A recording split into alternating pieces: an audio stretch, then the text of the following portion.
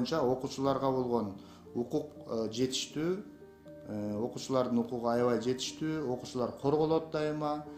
Бирок ушул жерде мугалимдердин укугу жетишсиз болуп калат да. Биз ошон үчүн ушул мыйзамды демилдедик.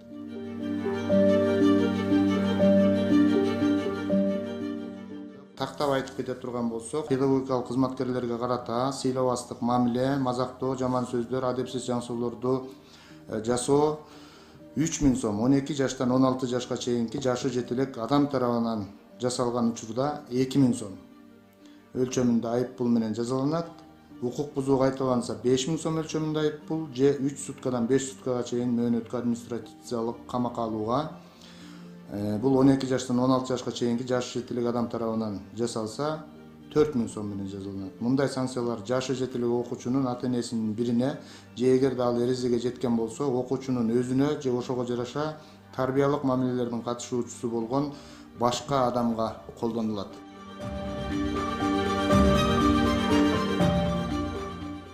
Жалпы жонунан бул мыйзамды биз колдойбуз. Анткени биз көрүп атабыз да, ата-энелер келип мугалимдерди жулкулдатып, аларды урган учурлар аябагандай көп да. Ошондуктан бул мыйзам кандайдыр бир деңгээлде ошого бөгөт коюшу керек деп эсептейбиз.